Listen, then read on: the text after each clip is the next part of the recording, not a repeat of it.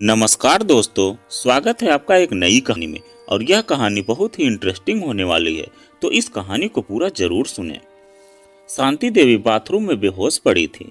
शाम में छोटी बहू प्रियंका ऑफिस से आई और सास के कमरे में चाय लेकर गई तो देखा कि वे बेहोश हैं। प्रियंका घबरा गई, तुरंत पति को फोन किया। पति और जेठ दौड़े दौड़े आए। जरूर दोपहर में बाथरूम जाते वक्त माँ का पैर फिसल गया होगा और सिर लोहे के नल से टकरा गया होगा, छोटे बेटे ने कहा। पर अभी सांस चल रही है, जल्दी चलो विकास, हम माँ को बचा सकते हैं। प्रियंका, तुम जाकर जरा एम्बुलेंस वाले को फोन करो, तब तक हम माँ को बिस्तर पर लिटाते हैं। हाँ, मैं अभी फोन करती हूँ। घबराई हुई प्रियंका ने तुरंत एम्बुलेंस वाले को कॉल किया। आनन फानन में माँ को पास के हॉस्पिटल ले जाया गया। उन्हें तुरंत इमरजेंसी वार्ड में एडमिट कर लिया गया। ब्रेन हेमरेज का केस था। माँ को वेंटिलेटर पर आईसीयू में रखा गया। तब तक बड़ी बहू शोभा भी ऑफिस से अस्पताल आ गई। उसके दोनों लड़के ट्यूशन के बाद घर पहुंच गए थे। प्रियंका की बेटी माँ के साथ ही हॉस्पिटल में थी। सब कुछ इतना अचानक हुआ कि किसी को कुछ सोचने का अवसर ही नहीं मिला था। आज से करीब 20-22 साल पहले शांति जी पति शिवलाल और 2 बेटों के साथ इस शहर में आई थी। उन्होंने यादव कॉलोनी में अपना घर खरीदा था। यह एक सुकून वाली कॉलोनी थी। आस पड़ोस भी बहुत अच्छा था। जिंदगी सुकून से गुजर रही थी। पर करीब 13 साल पहले शिवलाल जी नहीं रहे। तब शांति जी ने बखूबी अपना दायित्व निभाया। दोनों बेटे को अच्छी शिक्षा दिलाई। वे खुद सरकारी नौकरी में थी। पैसों की कमी नहीं थी। उन्होंने घर को बड़ा करवाया, 3 फ्लोर और बनवा दिए। फिर अच्छे घरों में बेटों की शादी करा दी। बेटों की शादी के बाद ग्राउंड फ्लोर में वे अकेली रहने लगी। ऊपर के दोनों फ्लोर में उनके दोनों बेटे अपने परिवार के साथ रहते। बेटे बहू माँ का पूरा ख्याल रखते थे, खासकर छोटी बहू प्रियंका सास का साथ ही ज्यादा ख्याल रखती थी। वह फर्स्ट फ्लोर पर रहती थी, सो फटाफट चाय नाश्ता खाना आदि बनाकर सास को दे आती। शाम को बड़ी बहू के दोनों बेटे भी आकर दादी के पास ही खेलने लगते और चाची के हाथ के बने स्नैक्स का मजा लेते। करीब 3 साल पहले दोनों बेटों ने अपना नया स्टार्टअप शुरू किया था। दोनों इस पर काफी मेहनत कर रहे थे। दोनों बहुएं काम पर जाती थी, इसलिए दिन घर से बाहर रहती।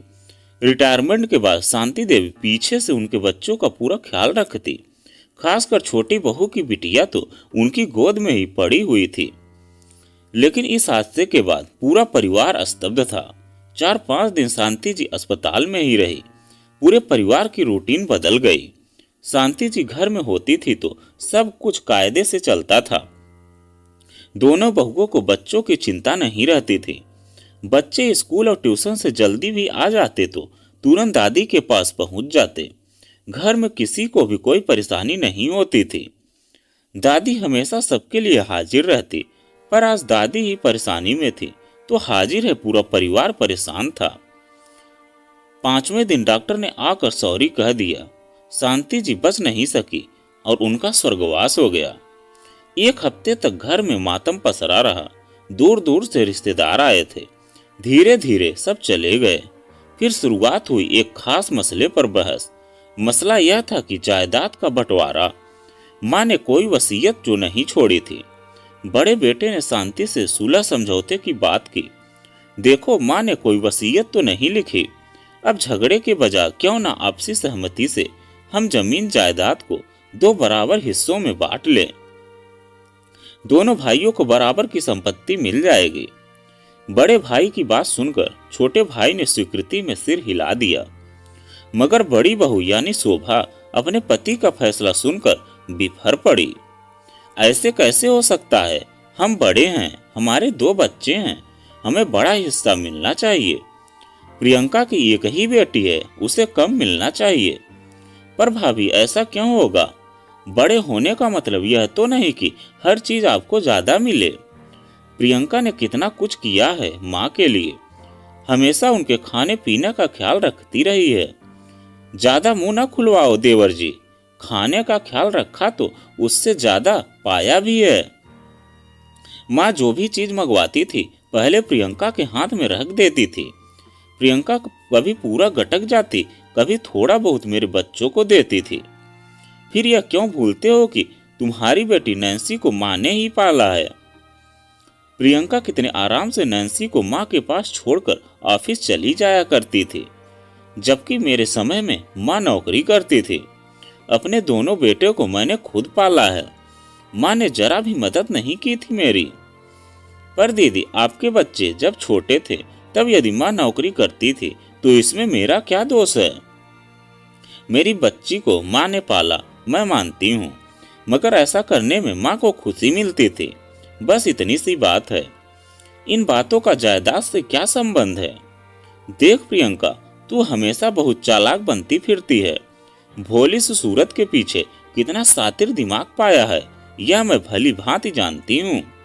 चुप करो शोभा, चलो मेरे साथ। इस तरह झगड़ने का कोई मतलब नहीं है। चलो।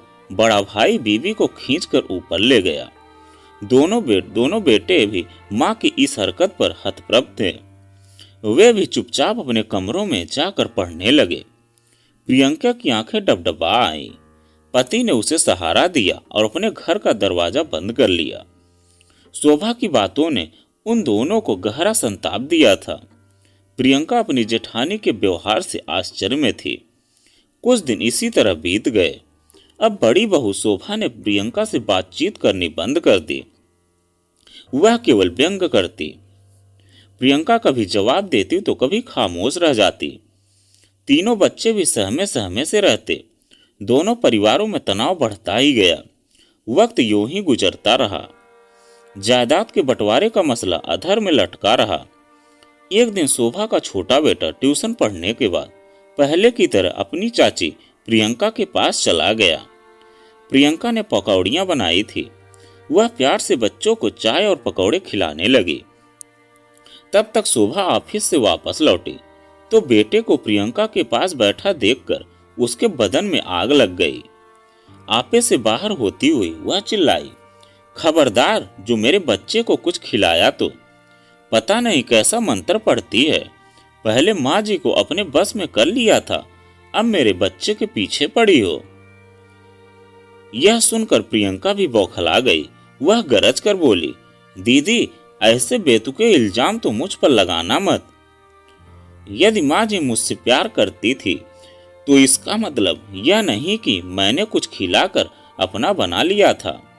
वे मेरे व्यवहार पर मरती थी, समझी आप। हाँ हाँ, छोटी सब समझती हूँ। तूने तो अपनी चाशनी जैसी बोली और बलखाती अदाओं से मेरे पति को भी काबू में कर रखा है। एक शब्द नहीं सुनते तेरे खिलाफ। तूने बहुत अच्छी तरह उनको अपने जाल में फंसाया है। दीदी, यह क्या कर रही हो तुम। मैं उन्हें भाई मानती हूँ, इतनी गंदी सोच रखती हो मेरे लिए। ओह, मैं जिंदा क्यों हूँ, ऐसे इल्जाम कैसे लगा सकती हो तुम। कहते हुए प्रियंका लड़खड़ा कर गिरने लगी। उसका सिर किचन के दीवार से टकराया और वह नीचे गिरकर बेहोश हो गई। शोभा का छोटा बेटा घबरा गया। जल्दी से उसने पापा को फोन किया। प्रियंका को तुरंत अस्पताल ले जाया गया। डॉक्टर ने उसे आईसीयू में एडमिट कर लिया। अच्छी तरह जांच पड़ताल करने के बाद डॉक्टर ने बताया कि एक तो बीपी अचानक बढ़ जाने से दिमाग में खून का दबाव बढ़ गया। उस पर सिर में अंदरूनी चोटें भी आई हैं। इस वजह से प्रियंका कोमा में चली गई है। पर अचानक प्रियंका का बीपी हाई कैसे हो गया। उसे तो कभी ऐसी कोई शिकायत नहीं रही। प्रियंका के पति ने पूछा तो शोभा ने सफाई दी, क्या पता, वह तो मैं नीचे छोटू को लेने गई थी, तभी अचानक प्रियंका गिर पड़ी। शोभा के पति ने टेढ़ी नजरों से बीवी की तरफ देखा, फिर डॉक्टर से बात करने लगे।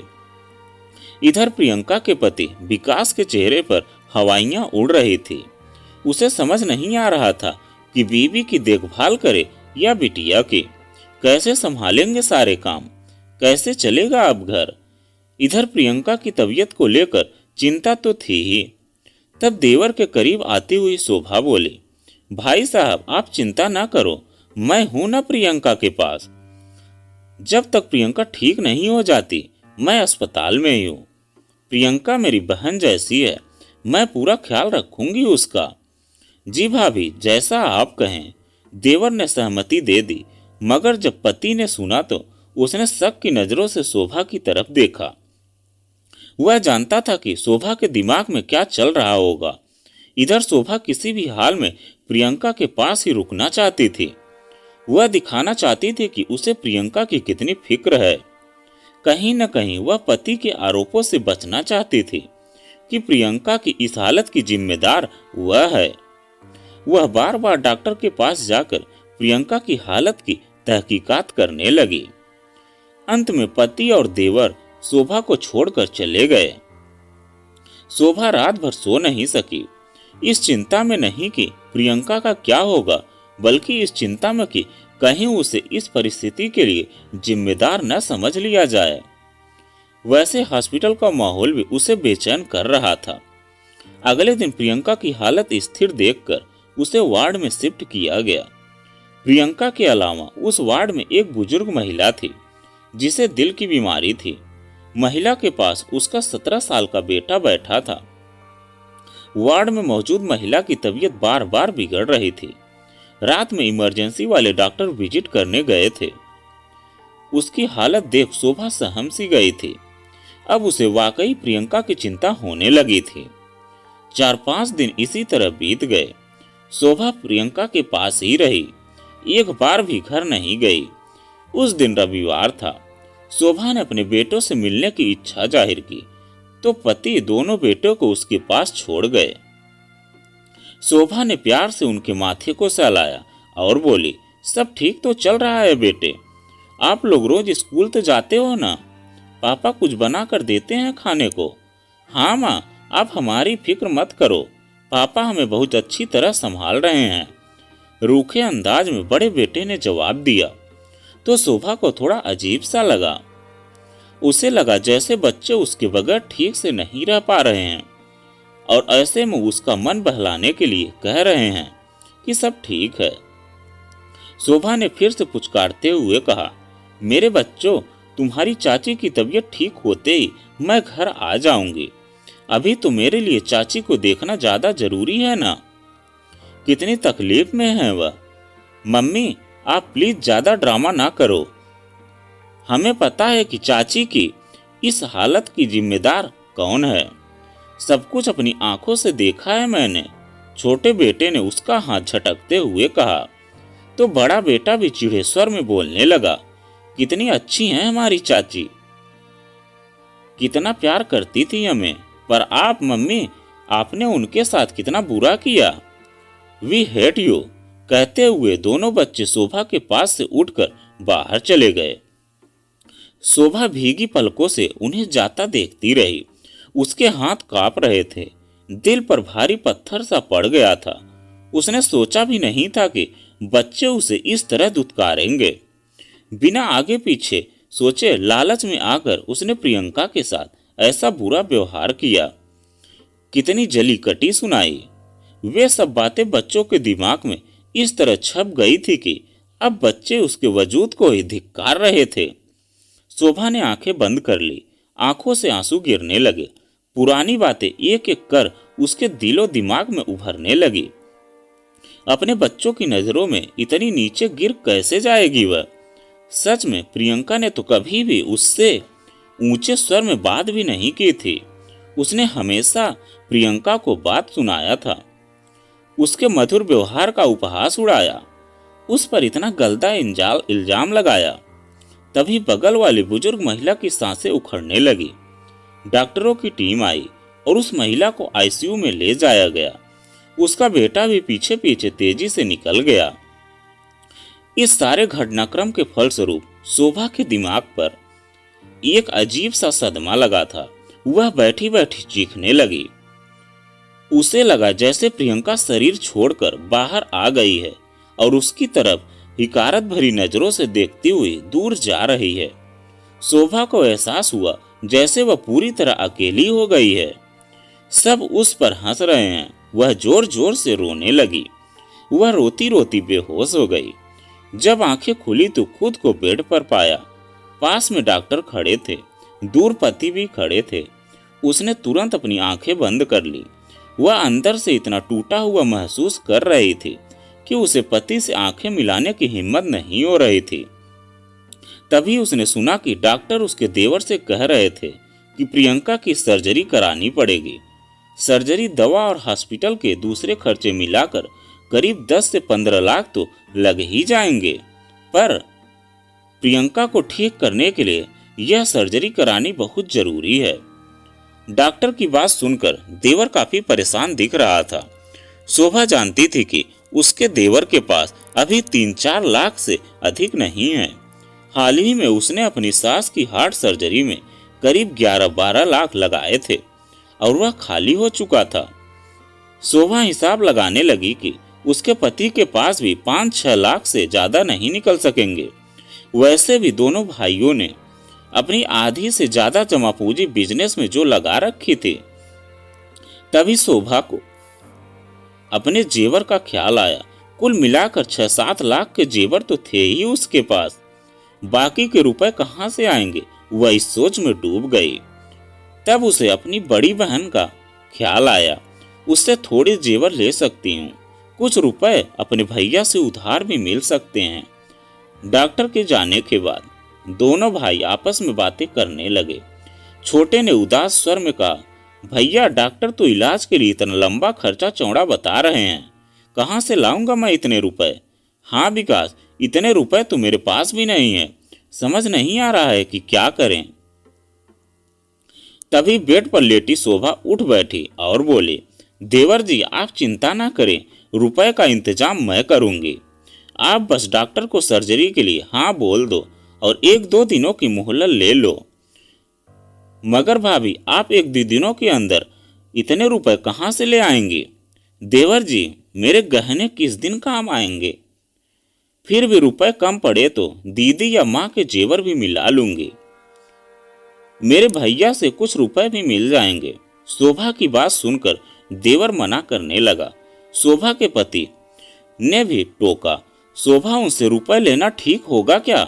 और फिर तुम्हारे जेवर, तुम जो कभी उन्हें हाथ तक नहीं लगाने देती थी। अपने जेवर तो तुम्हें जान से प्यारे थे।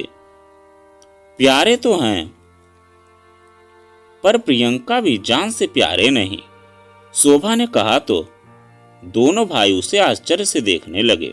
शोभा ने 1-2 दिन के अंदर ही 15 लाख इकट्ठे कर लिए। प्रियंका की सर्जरी हो गई। सर्जरी भी सफल रही। 15 दिन अस्पताल में रहने के बाद प्रियंका आज घर आ गई। अब भी उसे काफी कमजोरी थी। इस दौरान करीब 1-2 महीने तक शोभा ने पूरे दिल से प्रियंका की सेवा की। अपने बच्चों के साथ प्रियंका की बेटी को भी संभाला। इस भागदौड़ में शोभा का वजन काफी कम हो गया। एक दिन प्रियंका से मिलने आई उसकी बहन आई तो उसने शोभा को आश्चर्य से देखते हुए कहा, अरे शोभा दीदी तुम्हारा वजन तो आधा रह गया।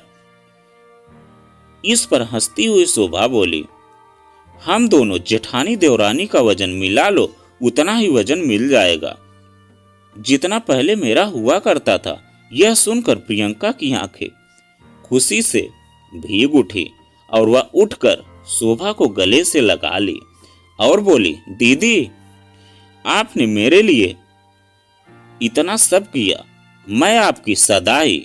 तभी शोभा ने उसके मुंह पर हाथ रख दिया।